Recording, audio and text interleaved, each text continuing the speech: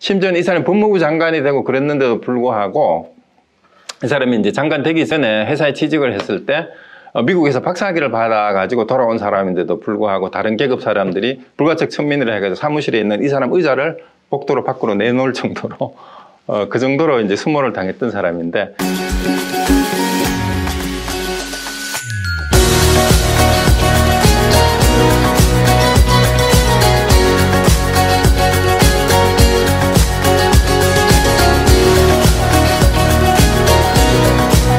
네, 안녕하세요. 반갑습니다. 네. 내일은 날씨가 며칠 비가 오더니 많이 쌀쌀해진 것 같아요. 저 발디 쪽에는 보니까 눈도 많이 쌓인 것 같고 그렇습니다. 자, 오늘 네 번째인가요? 네, 네 번째 강의인데 오늘은 그 주제가 불교 발생 당시의 인도의 그 배경, 사회적, 사상적 배경에 대해서 말씀을 드리려고 합니다. 지난번에는 우리가 이제 불교를 이제 본격적으로 공부하기 전에 어떤 태도로 또 어떤 자세로 불교 공부를 하는 것이 바람직할까라는 말씀을 9가지 항목으로 조금 나눠서 말씀을 드렸는데요. 이제 오늘부터 이제 불교의 또 본격적인 내용은 다음 될 것 같고, 이제 불교가 등장했던 당시에, 그러니까 지금으로부터 약 2,500년 전, 한 2,600년 전후에 인도의 그 사정이 어떤지를 알아보는 게 왜 불교가 그때 당시에 등장하는가에 대한 상당히 개연성을 알아보는 데 도움이 될 것 같아요. 그래서 오늘 주제는 제가 여기 일단 스크린샷을 제가 파워포인트로 먼저 띄우겠습니다. 자, 오늘 주제는 그 네 번째인데요. 불교의 등장 배경이라고 이렇게 적었습니다. 그래서 오늘 같이 한번 생각해 볼 문제가 어떤 거냐면요. 이제 인도의 흔히 고대 문명, 그러면 인더스 문명으로 이렇게 알려져 있는데, 그 인더스 문명이 승립하게 된 배경과 또 그리고 그 찬란했던 고대 문명이 어떻게 해서 쇠퇴하고 소멸되었는가 하는 문제하고, 그 다음에 그렇게 찬란했던 그 문명을 이루었던 인도 원주민들이 어떻게 몰락을 해서 노예로 전락하게 되었는가. 그리고 물론 이제 이게 이따가 보겠지만 인도스 문명이 쇠퇴한 이유는 크게 그 기후변화라는 설이 최근에는 이제 많이 주게 제기가 되고, 또 아리안의 침입 때문이라는 주장도 옛날에 있었어요. 그런데 이렇게 유입된 아리안이 이제 그 지배계급이 되면서 어떻게 해서 그 브라만교를 여기 아리안이 성립시키고 했는데 여기는 브라만이 들어가야 되겠네요. 브라만교를 성립시키고 사선 계급 제도를 확립한 이유가 이제 무엇일까? 오늘 핵심 주제가 바로 이거예요. 그 아리안족들이 성립시켰던 브라만교의 내용이 곧 사선계급 제도하고 밀접한 관계가 있고, 또 이 브라만교하고 사선계급 제도를 유지시키는 그 이데올로기라고 해야 될까요? 그것이 바로 업과 윤회 사상입니다. 그래서 이 업과 윤회 사상을 브라만교의 업설과 윤회 사상을 어떻게 극복하느냐 하는 것이 바로 불교의 출발이라고도 할 수 있고, 어쩌면은 현재까지도 여전히 진행이 되고 있는 그런 주제일 수도 있습니다. 그래서 이제 브라만교의 업설과 윤회 사상에 대한 이해가 바로 불교를 바로 이해하는 지름길이 될 수도 있다는 그런 생각이고요. 그 다음에 이제 불교에서는 당연히 그 업설과 윤회 사상의 바탕이 되고 있는 브라만교의 그 업과 윤회 사상을 어떻게 보는지, 또 그 핵심이 되고 있는 아트만 사상이 또 어떤 건지를 이제 보고, 그 다음에 오늘날 이제 이 문제가 저는 불교 공부를 하면서 또 동양 전통 사상을 강의를 하면서도 늘 그 얘기를 해요. 이게 논어를 얘기하고 노장 사상을 얘기하고 불교를 얘기를 하던, 그 다음에 이 서양 철학에서 소크라테스나 플라톤을 얘기하더라도 다 2500년 전에 했던 얘기들 있잖아요. 근데 그게 21세기를 사는 우리한테 도대체 어떤 의미가 있는가라는 것을 항상 이제 돌이켜 보면서 공부를 하는 게 도움이 된다. 옛날 2500년 옛날 얘기만 해가지고는 현재 생활에 별로 도움이 안 될 거니까. 그래서 항상 저는 고전의 고대 텍스트를 볼 때도 항상 현재 진행형으로 읽어라라는 그런 얘기를 많이 합니다. 그래서 오늘날에도 여전히 힌두교가 인도에서는 85%를 차지하고 있습니다. 인도 인구에. 근데 이제 불교는 인도에서 발생했다 했는데 불교 안에서는 종교 인구 중에 1%도 되지 않아요. 그 이유가 도대체 뭘까? 이게 참 궁금하지 않아요, 여러분들? 근데 이건 오늘 얘기하기보다는 여러분들이 한번 생각을 해보세요. 오늘 같이 한번 얘기를 들어보고. 그 다음에 불교는 인도에서는 사라졌지만 세계로 퍼져서 이제 세계적인 보편 종교가 됐는데 힌두교는 뭐 인도 주변국의 일부는 영향을 미쳤지만 이제 서양 세계나 다른 아시아, 유럽이나 아시아 쪽으로는 진출을 하지 못했어요. 아프리카 쪽으로는. 그 왜 그럴까? 하는 것을 한번 같이 생각을 하면서 이런 부분을 염두에 두고 오늘날에도 여전히 브라만교의 우리가 흔히 카스트 제도라고 알려진 사성계급 제도하고 이제 억가 윤회 사상이 여전히 현재 진행형이다라는 것을 이제 먼저 말씀을 드리고 이제 인더스 문명의 승리부터 한번 살펴보도록 하겠습니다. 우리가 흔히 말하는 그 인더스 문명은 이제 우리가 중고등학교 교과서에서 배운 세계 4대 문명의 발상지 가운데 하나죠. 그리고 역사적으로 보면은 이 메소포타미아나 이집트 문명보다는 한 500년 정도 뒤처졌다라고 그러고, 그 전성기가 한 1000년이나 500년. 그 다음에 항화 문명보다는 오히려 한 500년 정도 앞선 것으로 이렇게 이제 알려져 있는데, 물론 이제 오늘날에는 요 항화 문명 위에 우리나라하고 요 오른쪽이죠. 여기에 이제 홍산 문화라 그래가지고 이쪽에 황하 문명보다 1000년이나 더 앞선 찬란한 고조선 문명이 있었다라는 얘기를 이제 하기도 하는데 그건 이제 별개 얘기니까 일단 이 4대 문명의 발상지라고 우리가 알고 있는 인더스 강유역의 고대 인더스 문명이 성장하고 한참 발전했던 때가 이제 시작이 지금으로부터 기원전 3000년이면은 5000년 전이에요. 5000년 전. 그리고 이제 쇠퇴한 게 1700년이라고 하더라도 지금으로부터 한 2500년, 뭐 한 3000년 그 사이였는데 이렇게 이제 인더스 강에서 발달했던 인더스 문명이 형성된 이유가 이 4대강 유역이 다 고대 4대 문명의 발상지가 거대한 강유역의 비옥한 토지를 바탕으로 형성됐다라는 공통점이 있습니다. 그리고 이제 인더스 문명이 이제 발전하게 된 이유가 당시에 여기가 인더스 강유역의 이 지도인데요. 오른쪽에 이제 동북쪽이 히말라야 산맥이에요.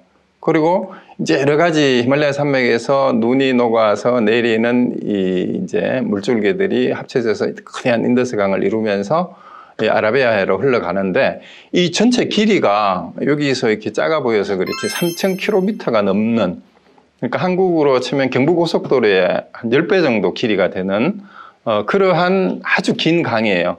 근데 여기가 왜 이제 문명의 발상지로 비옥한 토지라고 얘기를 하느냐 하면 이 히말라야 산에서 이 녹은 눈이 이제 우기가 되면은 같이 날씨가 따뜻해지고 여름철이죠. 녹아내리면서 이게 토사를 이제 싣고 와서 여기를 이제 훑고 내리면 이 토양이 계속해서 새로운 이제 기름진 토양으로 대체가 된다라는 거죠. 그렇게 해서 이 유역이 아주 비옥한 상태에서 농경이 일찍부터 시작되었고, 또 농경 시작되기 전부터 이 물가에는 원래 뭐가 많아요. 수렵 채취에도 유리한 여러 가지 먹을 것이 풍부합니다.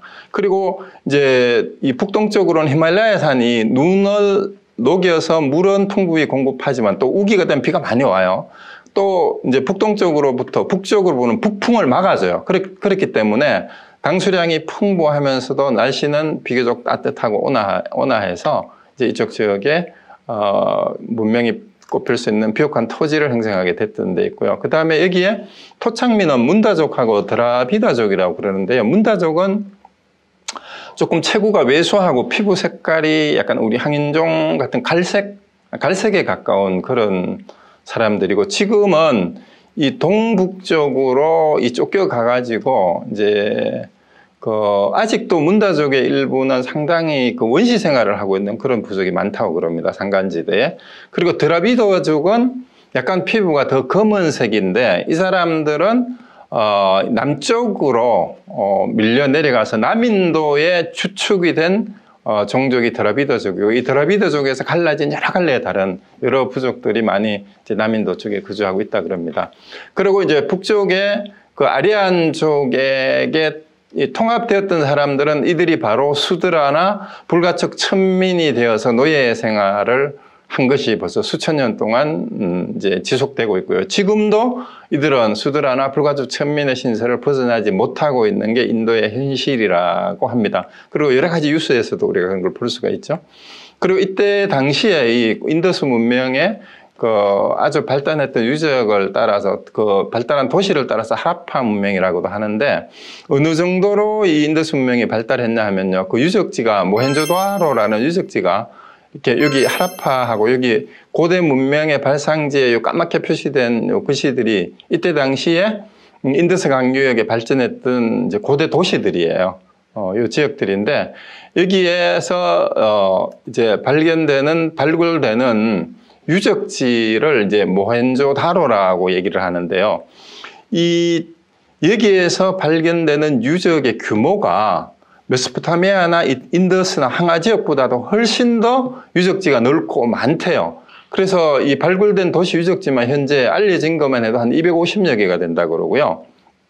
그리고 그때 그 유적지의 그 규모를 보니까 추정되는 인구가 한 도시마다 인구가 2, 3만 명씩 정도 거주했던 것으로 이렇게 짐작이 된다 그래요. 그러니까 전체 250여 개의 도시가 전체 더 합친 인구는 약 500만 명 가까이가 됐다고 이렇게 추정이 되고요. 당시 전 세계 인구가 2,800만인데 세계 인구의 약 20%가 이 지역에 살고 있었다라는 얘기가 됩니다. 그리고 도시의 발전 수준이 비슷한 시기에 그 메소포타미아하고 이집트가 먼저 시작이 됐음에도 불구하고 같은 시기에 메소포타미아보다 훨씬 더 뛰어난 고대 문명을 이제 보여주는 게 유적을 통해서 확인이 되고 있습니다. 그래서 이 정사각형으로 이 포장도로가 되어 있고요. 폭이 10m나 되는 넓은 대로에 5층 높이의 고층 건물, 광장, 공중목욕탕, 댐하고 저수지, 인공수로, 아파트, 심지어 수세식 화장실까지 있었대요.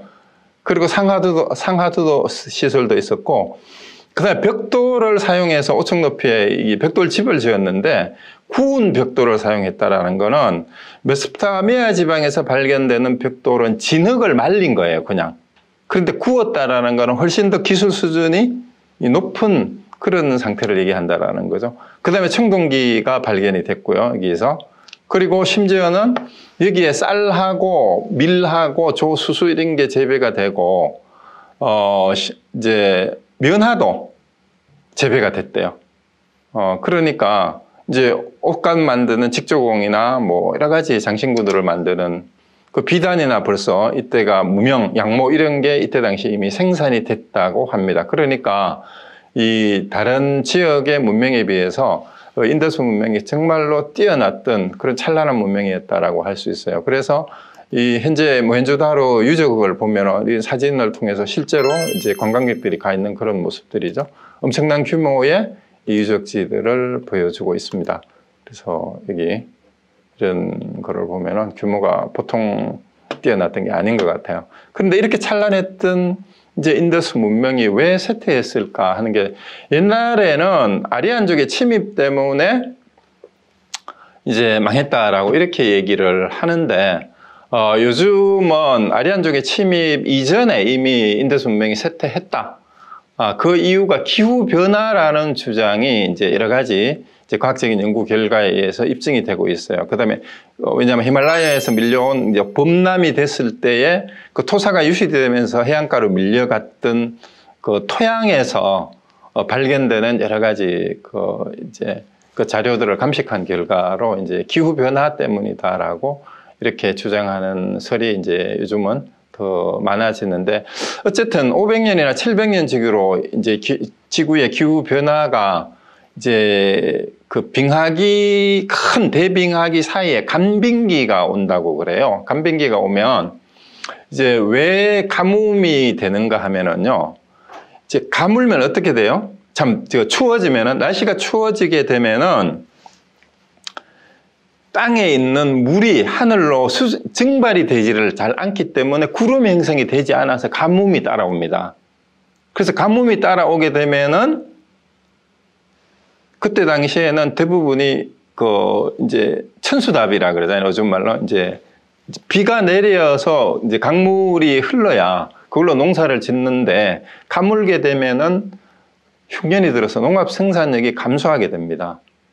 그래서 이 기후 변화 때문에, 그리고 이제 히말라야 산도 마찬가지예요. 히말라야 산도 아까 이제 봤던 그 지도에서 보면 만약에 날씨가 추워지면 어떻게 돼요?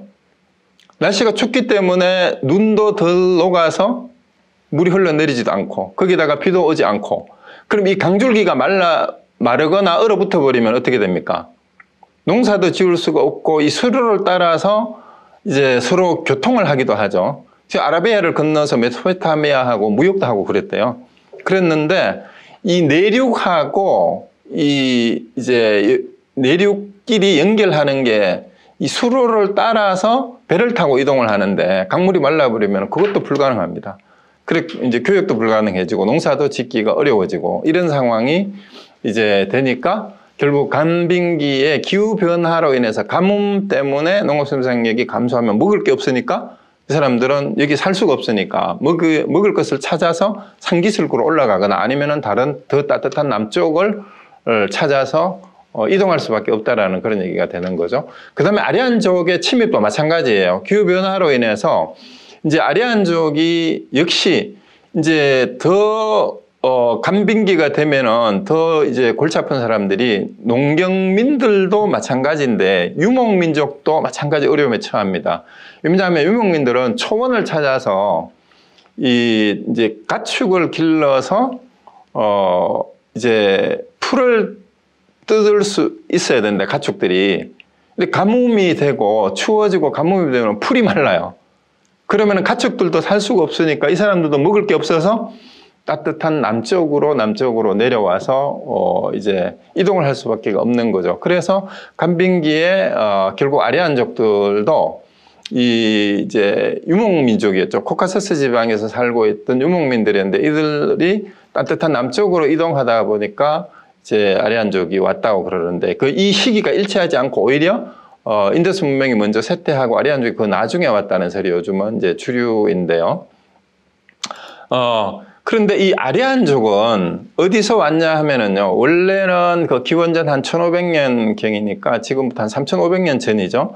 그때 코카서스 지방의 유목민들이라 그러는데, 코케시안이라 그러면 원래 백인들을 얘기하잖아요. 근데 이 코카시안들이 원래 아리안이라는 말은 이 산스크리트였는데 그 사람들이 자기들이 고결한 사람들이라고 자기들 스스로 이제 이렇게 붙인 이름인데, 코카서스 지방이 어디냐 하면 여기 지도에 보시면 여기 왼쪽이 흑해고 오른쪽이 카스피해예요. 요 지역이 코카서스 지방입니다. 케카스라고 해요. 근데 여기에서 살던 유목민들이었는데 이들이 이제 크게 대량으로 이렇게 북쪽으로 이동한 사람들이 현재 유럽의 이제 백인들이고요. 게르만족들이죠. 그 다음에 이제 동쪽으로도 가고 서쪽으로 가고 남쪽 이란 사람들이 이쪽 코카서스 쪽에, 이 사람들이 이란을 거쳐서 인도로 이쪽으로 들어온 게 아리안족이라고 이렇게 얘기를 합니다. 그래서 여기서는 그리스 쪽으로도 이렇게 넘어가기도 했고요. 그래서 이 사람들이 이제 백인들이죠. 아리안족들은 이란 사람들도 이 아리안이라는 말에서 나왔습니다. 그래서 우리 이란을 중동 사람들을 약간 흑인 비슷하게 생각하는데 그래서 여기 백인계열에 속합니다. 코카시안에 속해요. 실은. 그런데 이들이 이제 인더스강 유역으로 진출해서 이제 그나마 그 남아있던 드라비드족하고 문다족들을 정복하면서 펀잡 지방까지 진출을 했다라고 얘기를 합니다. 펀잡 지방은 인더스강 유역의 상류에 해당이 됩니다. 그 히말라야에 오히려 가깝죠. 카슈미르 쪽 그 위에 그 아래쪽 여기가 펀잡이에요. 여기가 이제 모헨조다로 유적지가 많이 발견되고 여기고 이쪽이 이제 그 히말라야 산이고 펀잡 지방이 이제 인더스강 상류죠. 근데 여기까지 이제 진출을 했고 그 다음에 BC 1000년경에는 아무나강과 겐지스강 중간에 쿠우로 판차 지역으로 이동을 했고 그 다음에 BC 600년경에 겐지스강 유역까지 정착해서 농경사회를 이루게 되었다라고 이렇게 알려져 있는데요. 자, 이 시기에 이제 이 사람들이 성립시킨 종교가 우리가 오늘날 브라만교라고 부르기도 하고 힌두교라고도 부르기도 하는 종교인데 이 지역이 어디냐 하면은요. 요 아무나강하고 겐지스강 중간에 쿠루 판차 지역이 어디냐 하면 바로 여기에요, 여기. 이쪽에 인더스강이 이제 인도의 그 서북쪽을 이렇게 있고, 겐지스강이 여기죠. 이제 동쪽입니다. 이쪽으로 겐지스강이 이렇게 흐르는데, 요 중간에 델리 있는 지역에 여기가, 여기, 이제 아무나강이라고 하고, 겐지스강 중간 지역이 쿠루 판차 지역이 됩니다. 요 지역이. 그래서 여기를 거쳐서, 여기 이제 요 화살표가 아리안족이 이동한 경로입니다. 기원전 1500년경에 인더스강 유역으로 왔다가 점점 동진을 하게 됩니다. 동남쪽으로 이렇게 해서 이제 겐지스강 유역까지 오게 되고요. 그래서 이 아리안들이 인더스 유역과 겐지스강 유역, 인도의 이제 평야 지대하고 이제 비옥한 토지가 있는 이 양쪽 강 유역을 다 차지해서 농경사회를 이루게 된다라는 그 얘기예요. 그리고 여기에 밀렸던 많은 이제 드라비드족들은 남쪽으로 내려가가지고 지금도 이 남부 인도 일대가 대부분이 드라비드족에서 기원된 사람들이고 이쪽은 아리안족들이 지배층으로 있고 그 다음에 나중에 이제 현대에는 이제 아리안족들은 이쪽이 지배층이지만 이제 요 일대는 파키스탄이 독립을 했죠. 그 다음에 이쪽은 서파키스탄, 동파키스탄 나누어졌다고 이거 방글라데시가 이제 인도로 독립을 했고요. 이때 당시에는 이 파키스탄, 방글라데시 이런 나라는 없고 그냥 이 전체가 하나의 한 유역이었습니다. 그러고 요게 이제 드라비도인들의 추정은 이쪽으로 이제 밀려서 내려갔던 걸로 이렇게 보이죠. 요게 이제 방금 말씀드렸던 이제 그 아리안족들이 이동해서 정착 사회를 이루게 된 그 과정인데요. 이 사람들이 이제 이렇게 진출을 해서 겐지스강까지 정착을 해서 원래는 유목민이었는데 농경 사회를 이루게 되면서 자기들의 사회 질서를 유지하기 위해서 브라만 하는 과정에서 브라만교가 성립되고 사성계급 제도가 성립이 되었다라고 얘기를 합니다. 그래서 제가 여기 적어 놓은 것처럼 아리안족은 사회 안정과 지배 체제를 강화하기 위해서 제사의식을 체계화하고 배달을 집대성해서 브라만교를 성립시켰으며 이 과정에서 사성계급 제도를 확립했다라고 흔히 이제 알려져 있는데요. 자, 이게 뭔 말이냐 하면은요. 유목민하고 농경사회하고의 차이가 뭐냐 하면은 농경사회는 굉장히 일반적으로 정착 생활을 하면서 물론 유목 생활을 하는데도 자연환경의 영향을 많이 받지만 농경사회는 농사를 짓기 위해서는 기후가 굉장히 중요합니다.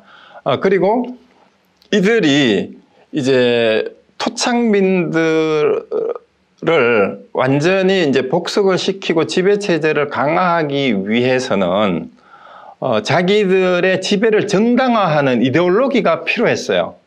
그 이데올로기가 바로 이제 제사의식하고 그 다음에 그 색깔을 구분을 해서 이제 자기들은 백인들이고 이제 피정목민들은 약간 갈색이나 이제 흑색이니까 색깔을 기준으로 일단 자기 지배계급과 피종민을 나누기 시작한 게 원래는 그 사성 계급이란 말에 원래 그 산스크리트 말은 카츄라 바르나예요. 카츄라 와르나라고 하죠. 이제 V가 대부분이 이제 묵음이 되니까 와르나라는 말이 색깔이라는 뜻이라고 그래요. 그래서 카스트라고 우리가 흔히 이제 인도의 사성 계급제를 카스트 제도라고 하는데, 카스트 제도는 원래 명칭이 아니고 거기 밑에 적어놨듯이 포르투갈 사람들이 인도에 가가지고 자기들 그 포르투갈 말로 카스타라는 말을 붙이면서 영어로 카스트라는 말을 썼다고 그러는데요. 사실은 그 유럽 사람들이 인도에 갔을 때 인도의 이 계급 제도를 정확하게 이해를 하지 못했기 때문에, 다만 그 사람들이 혈통과 직업에 따라서 끼리끼리 모여서 사는 거를 보고 자기들이 구분하는 용어로 그냥 카스타라고 이름을 붙여서 이제 서양에는 이게 카스트 제도라고 이렇게 알려졌고, 오늘날 대부분의 사람들이 인도의 카스트 제도라고 불리기 시작하는데, 사실은 유럽에서 말하는 카스트 제도하고 이 인도의 사성 계급 제도하고는 굉장히 그 성격이 많이 다르다라고 얘기를 합니다. 자, 그러면은 이제 어떻게 이 사성 계급이 나누어지느냐 하는 거는 우리가 뭐 중고등학교 교과서에서 배운 것처럼 다 알지만, 이 사성 계급 제도를 이해하기 위해서는 브라만교가 어떻게 성립이 됐으며 브라만교의 그 성전이라고 하는 베다가 어떤 과정을 통해서 성립됐는가를 이해를 해야만 제대로 이 사성 계급 제도를 이해할 수 있다고 그럽니다. 그래서 먼저 사성 계급 제도보다도 그 흔히 브라만교의 성전이라고 하는 베다가 뭔지를 한번 살펴보도록 하겠습니다. 그래서 이제 베다는 그 성립 시기에 따라서 이렇게 명칭이 리그베다, 사마베다, 아주르베다 뭐 이렇게 쭉 있는데, 기원전 한 1500년경부터 성립되기 시작한 리그베다가 가장 그 원형이 되는 건데요. 우리가 불교로 말하면은 이게 경전인 셈이에요. 베다는 경전이고, 그 밑에 나오는 브라마나 아랑야카나 우파니샤드나 수트라나 이런 말은 우리 불교에도 보면 논서가 있잖아요. 논서. 논서나 그 해설서에 해당되는 이제 그 부파불교에서 이제 경전은 니까야 수트라라고 얘기를 하고, 그 이후에 나왔던 여러 가지 그걸 뭐라 그러죠?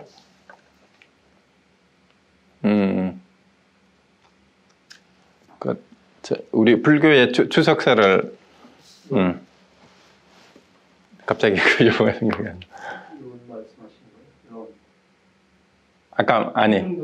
경전 말고 경률론 할 때 이제 그거 말고 그 부파불교에 추석했던 거 아비달마에 해당되는 게 브라마나 아란야카나 우파니샤드나 등등 뭐 이런 것이라고 일단은 그냥 대충 이해하시면 돼. 비슷한 그런 거예요. 그런데 이제 이렇게 구성이 되어 있는데, 자, 여기에서 이 사성 계급 제도가 이 원래 아리안족들이 자기들은 흰색이고 그게 토착민들은 색깔이 다르다라는 데에서 색깔에 기반을 두고 이거를 사성 계급 제도를 만들고, 그 다음에 우리가 말하는 여기 브라만, 크샤트리아, 바이샤는 아리안족이에요.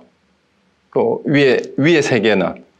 그리고 이제 브라만은 우리가 말하는 성직자이기도 하지만 학자들도 여기에 속하고요. 그 다음에 정치인이나 관료나 통치계급은 크샤트리아라고, 바이샤들은 평민이라고 그냥 그래요. 생산활동에 종사하는 사람들인데, 원래 아리안들 사이에 이 구분은 이 계급적 성격보다는 직능, 일종의 분업적인 성격이 더 강했다고 그래요. 그리고 이때 당시에 자기들끼리는 크게 이 계급에 따른 차별이 별로 없었고 서로 이동도 가능했다라고 합니다. 고대에는. 그리고 현재 인도에도 이 사성 계급 제도가 그대로 유지가 되고 있는데, 정확하게 계급에 따른 인구 통계 조사가 이루어진 적이 한 번도 없답니다. 그래서 정확한 통계는 알 수가 없어요. 근데 대략 이제 책이나 뭐 사람들마다 대략 다르게 얘기를 하는데, 브라만 계급은 한 4% 정도가 되고요. 크샤트리아하고 바이샤를 합쳐서 한 30% 정도가 된다라고 얘기를 하고, 수드라가 한 25%가 된다라고 얘기를 하고, 어떤 자료는 보면은 수드라가 절반이 된다고 또 얘기를 해요. 현대 인도에도. 근데 이 수드라는 대부분이 이제 원주민들이에요. 원주민들이고, 일부 바이샤가 전락해서 수드라가 되는 수가 있다라고도 합니다. 죄를 짓거나 잘못해가지고 전락을 하게 되면 수드라가 될 수도 있는데,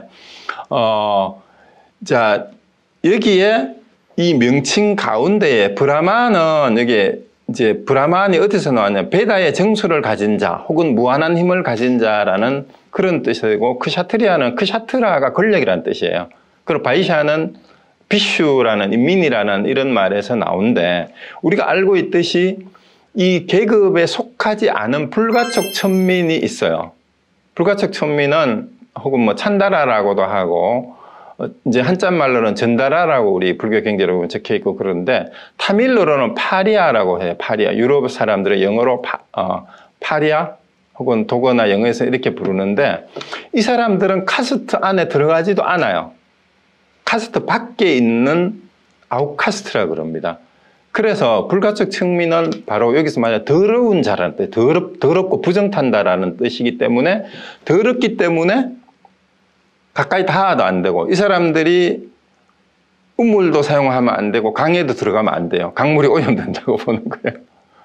그리고 심지어는 힌두교 사원에도 오면은 되지 않고, 불가촉 천민이 베다를 외우면 혀를 잘라야 되고, 그냥 읽기만 해도 만약에 베다를 통째로 외우면 머리를 자른다라는 이런 말이 있을 정도로 이 불가촉 천민들은 사실상 인간 취급을 받지 못하는, 짐승보다도 더 취급을 받지 못하는 그런 이제 사람들로 취급을 받아왔는데, 이 사람들이 현재도 약 17% 정도의 비율을 차지하고 있다고 그래요. 현대도.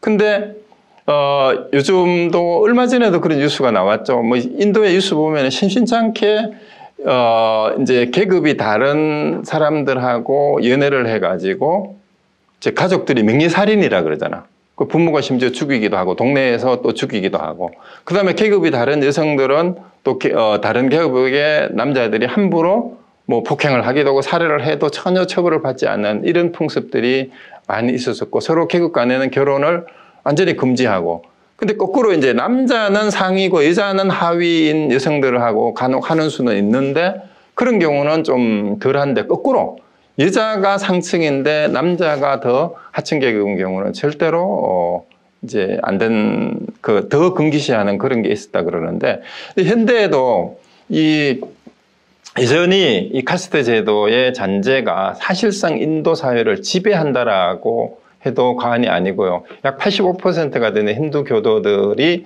믿는 게, 카스트 제도는 업 때문에 윤회 사상과 업설을 바탕으로 이거는 숙명처럼 받아들이는 거예요.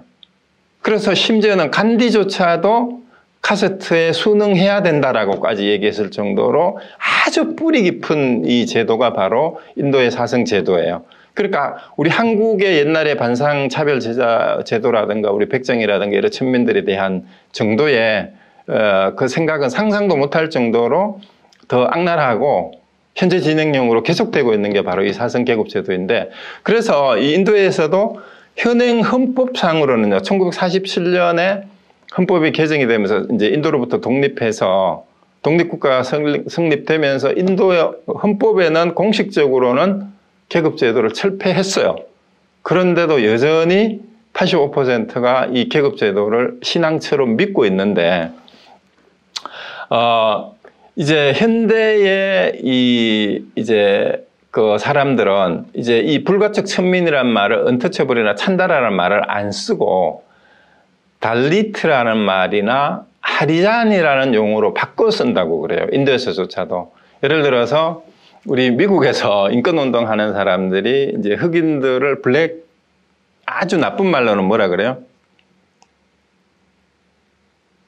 흑인 말고 더 나쁜 말이 영어로 있잖아요. 니그로 이런 말을 아주 나쁜 말이라고 안 쓰는 거하고 똑같고, 그 다음에 블랙이라는 말도 최근에 안 쓰잖아요. 그죠?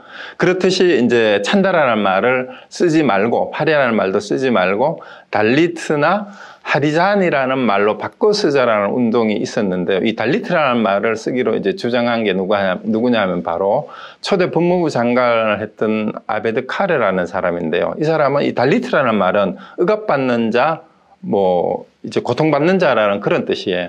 그래서 이 엠바드 카르가 사실은 그 인도에서 아주 상징적인 그런 인물인데 우리 한국 불자들한테는 아마 이 사람이 좀 알려지거나 그 사람하고 들어본 적이 있을 거예요. 초대 법무부 장관인데 이 사람이 바로 불가책 천민 출신인데 미국 유학을 해서 박사학위를 받고 이제 인도로 돌아가가지고 어쨌든 법무부 장관이 됐어요. 근데 이 사람도 이제 불가책 천민 출신이기 때문에 이런 이제 인간 대접을 받지 못한 것은 자기 한이 맺혔던 것 같아. 그러면서 이 힌두교에서 불교로 개종을 해서 이 자기를 따르는 불가책 천민들을 데리고 신불교 운동을 주도했던 사람이 바로 이 초대 법무부 장관 안베드카르입니다. 근데 이 사람이 이제 간디하고 얘기했는 것 가운데 어느 정도가 있냐면요. 이제 간디는 국민회의 쪽 힌두교 신자예요. 힌두교 쪽인데 이제 인도가 영국 식민지 시대에서 영국으로부터 독립을 하기 위해서 독자적인 정당을 만들고 인도 독립운동을 할 때 이제 영국은 당연히 이제 인도를 분열시키기 위해서 이제 힌두교도들하고 이슬람들을 분리를 시켰어요. 분리 통치를 하고 이랬을 때 이제 같이 하자고 그랬는데 국민회의라는 정당이 지금도 이제 주류 정당이죠.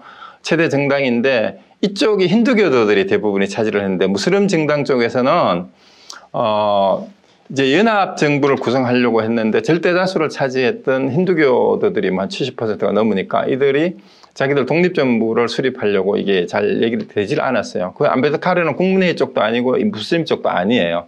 다른 사회주의 정당을 오히려 만들어가지고 했던 사람인데, 어쨌든 이 사람이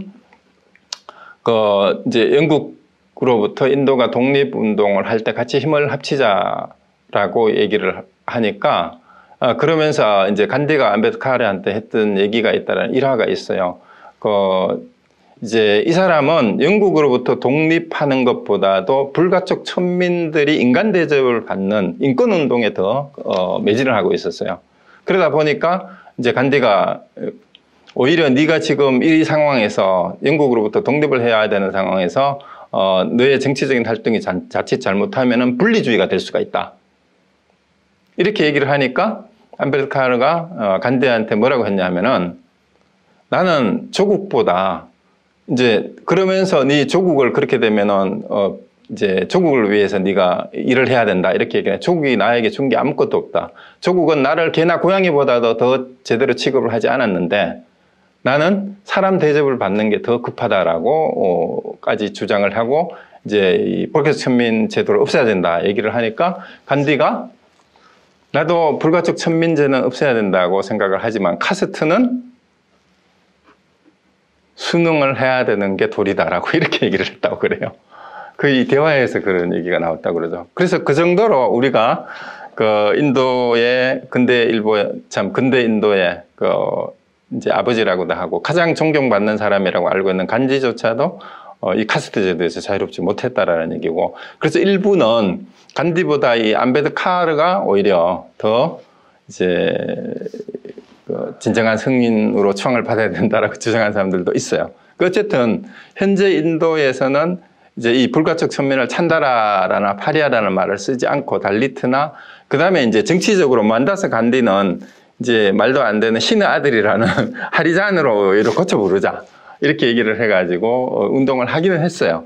그런데 참 재밌는 게 뭐냐, 우픈 현실이라 그러나, 그러면서 이 사람의 영향으로 이제 제도적으로 이제 불가촉 천민들에게 할당제를 줘가지고 취업이나 대학 진학이나 공무원을 뽑는 데에 몇 %의 할당을 준 거예요. 그러니까 신규 공무원을 뽑는데 20%는 반드시 불가촉 천민으로 충당을 한다. 대학을